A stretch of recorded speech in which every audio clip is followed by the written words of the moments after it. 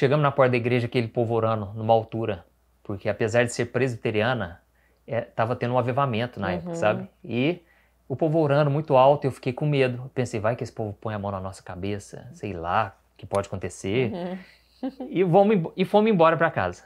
E eu morrendo de vergonha, não contei para minha família que eu tinha ido na casa de um amigo meu. Resumindo, isso foi na quarta. Foi chegando o fim de semana, foi me dando uma curiosidade, uma sede, assim, de querer ver como é que é os outros crentes, né? Será que eles seriam iguais ao meu primo? E aí eu comentei com o baixista da banda, que tinha a avó e a mãe orando, lembra? Orava para encerrar a banda. Eu comentei com ele. Ele falou, eu vou com você. Ó. Primeira vez, ele decidiu ir na igreja. E aí nós chamamos também esse primo meu, que trabalhava na loja do meu pai, que tinha ido comigo, mas acabou não entrando naquele dia. Então fomos nós três. E a gente foi só zoando, assim, porque ninguém queria dar o braço a torcer de que realmente estava precisando de uma mudança de vida, estava querendo ir por causa de Deus. Então a gente foi zoando, né? Quem sabe a gente encontra alguém e tal lá. E aí esse Bruno, amigo meu, que era o baixista da banda, ele já meio que mirou numa moça lá e hoje ele tá casado com ela. Olha como é que Deus já começou a trabalhar, né? Que era a Bruna. E o Bruno com a Bruna, né? Resumindo, a gente começou na igreja, nós três. E a gente não contava pra ninguém, mas começamos aí, ficava lá no fundo. E só que no fundo, assim, do meu coração, eu pensava, mas eu não entreguei minha vida pra Jesus, que nem o meu primo falava. Daí a importância da gente pregar o evangelho mesmo, né? Mesmo que doa, é a verdade. Sim. E eu pensava, eu não arrependi ainda, mas eu continuei indo. E já fazia um mês que eu estava indo. Até que as irmãzinhas mais de idade, as senhorinhas do círculo de oração lá, me chamaram para ir numa vigília. E foi então que eu tomei a decisão, quer saber, eu vou me aprofundar nisso aqui, eu tô gostando, né? O que me impede? Eu vou então.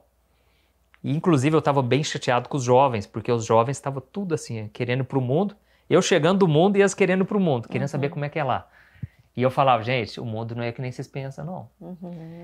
E aí, fui nessa vigília e cheguei lá, aquele mover sobrenatural, né? Deus estava movendo muito assim, e as pessoas começando a chorar, alguns riam. E eu pensei, gente, esse povo é muito doido, porque era uma segunda-feira. Eu pensei, esse povo não tem família? Esse povo não tem que trabalhar amanhã cedo? Tá aqui todo mundo nesse mover, nesse negócio. Eu me senti um peixe fora d'água. Eu pensei, eu nunca vou ser desse jeito. Eu não consigo ser assim. Mas foi então que os amigos que estavam do meu lado me convidaram para sair de fininho para ir comer, porque já estava acabando a vigília. E até então, assim, eu já fazia 1 hora e tanto que eu estava lá, só sentado, só observando. E eu comentei com eles, quer saber? Deus vai falar comigo agora. Mas eu nunca falaria isso por mim mesmo, entendeu? Então vejo que Deus me moveu a falar aquilo. Sim. Tanto é que eles assustaram. E eles falaram, então tá bom. E me deixaram lá sozinho. Quando me deixaram sozinho... Sozinho ou lá com o pessoal que estava orando? Com a vigília. Eu fiquei sozinho no canto e a vigília acontecendo e os meus amigos foram lá comer. E de repente o meu corpo assim começou a tremer. Só que eu comecei a achar estranho, porque estava calor, não estava frio. E aí começou a me vir pensamento assim, será que eu estou morrendo? E se eu morrer e não der tempo?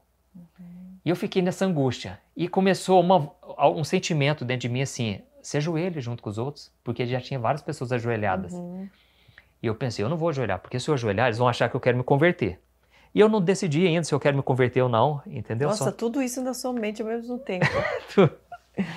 E foi aí que entrou um pregador, que é o Pedrinho, que era lá da nossa igreja, e ele abriu a Bíblia assim e leu aquela passagem de Jesus no barco com os discípulos.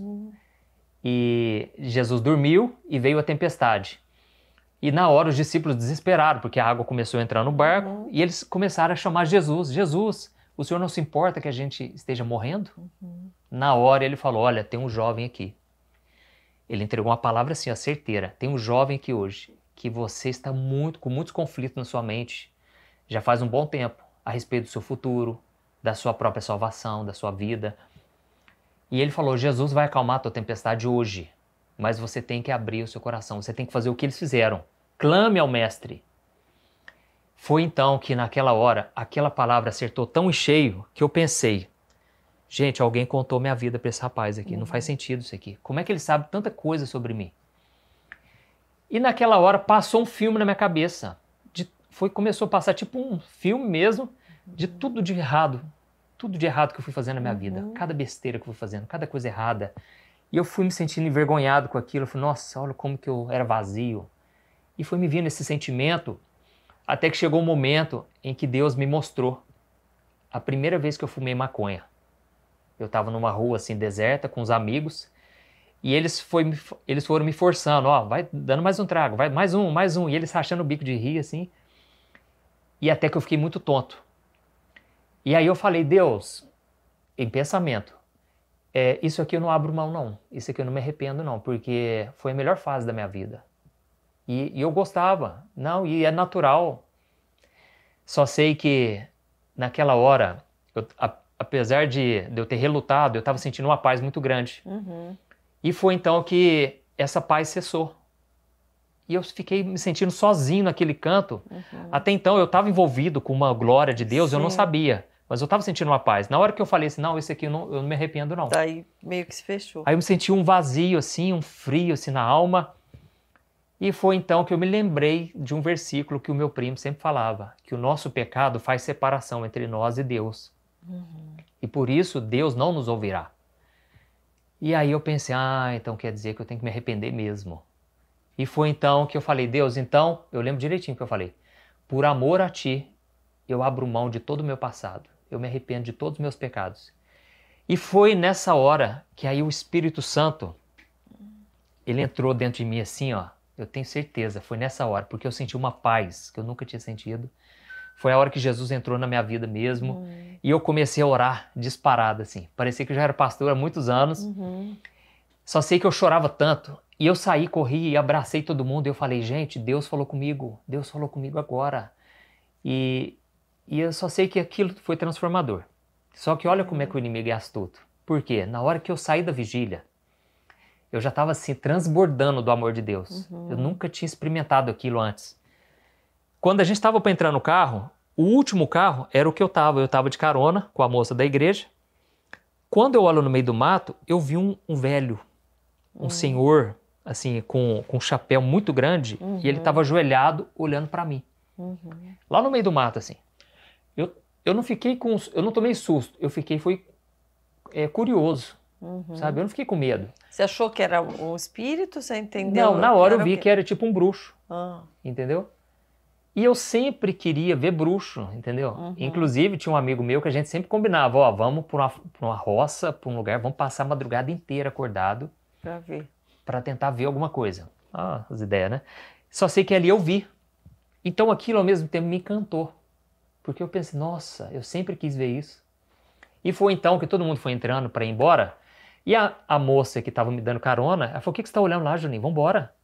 E tava muito escuro, né? Era num sítio. E eu falei pra ela, você não tá vendo? Eu falei, não. Aí eu contei pra ela. Ela falou, Juninho, isso é o diabo. Isso é o demônio que ficou de fora. Você não tinha falado pra nós que Deus falou com você? Eu falei, nossa, é verdade. Tá querendo te seduzir de novo. Você não queria ver isso aqui, ó. E aí eu ela posso falou, te mostrar muito mais, né? Olha o que você tá perdendo, sabe? E aí na hora ela falou, tá amarrado em nome de Jesus. E aí sumiu aquele negócio, aqueles velhos lá. E eu só sei que eu fui embora, eu tava transbordando. No dia seguinte, eu liguei pro meu primo, primeira pessoa, e eu contei pra ele que eu fui na igreja, tudo que aconteceu nos últimos tempos. E aí, a partir dali, ele ficou muito feliz, só que aí eu não estava conseguindo me conter mais aquela alegria. Eu estava diferente. Ao mesmo tempo, eu tive que ser muito humilde. E uma coisa eu chego à conclusão. Para a pessoa entregar a vida para Jesus, ela tem que ser humilde, porque ela tem que negar a si mesma, reconhecer, olha, eu não posso, eu vim até aqui, eu estraguei minha vida, por mim mesmo eu não me salvo, né? E eu tive que abrir mão de todo o meu orgulho e eu tive que falar para minha família, olha, eu tô indo na igreja, só que eles ficavam meio assustados, porque eu era muito extremo. Eu era antes a ovelha negra, assim, da família, né? De repente fiquei, assim, a pessoa mais pura, assim. Ficou manso. Então eles tinham medo de algum pastor me manipular, que eles têm as razões deles, né? Essa mudança foi assim... brusca demais. E aí eu olhava no espelho... As coisas tudo você foi tirando? Não, eu relutei. Por quê? O que acontece? Eu olhava no espelho, eu via aquela roupa, só camiseta preta, calça preta, bermuda preta, meia preta, tudo tinha que ser preto. E aquilo já não me servia mais, não me cabia mais. E aí eu falei para minha mãe, mãe, vai lá no centro da cidade e compra uma roupa nova para mim. Roupa clara, não quero nada preto mais. Então eles ficavam muito assustados, gente, o que aconteceu com o Juninho, né? E aí de repente eu orava tanto, porque a glória de Deus estava muito forte na minha vida. Aí eu orava, às vezes meu pai tinha que ir lá me acordar na beirada da cama orando. Juninho, deita na cama, sabe? Eu só queria ouvir louvores. Só que no começo, olha como é que Deus ainda é tão bom, né? Porque eu lembro que me ofereceram os CDs. Quando você se converte, os crentes, assim, criam uma reação dupla, né? Por um lado, muita gente não gosta, porque o novo convertido, ele incomoda.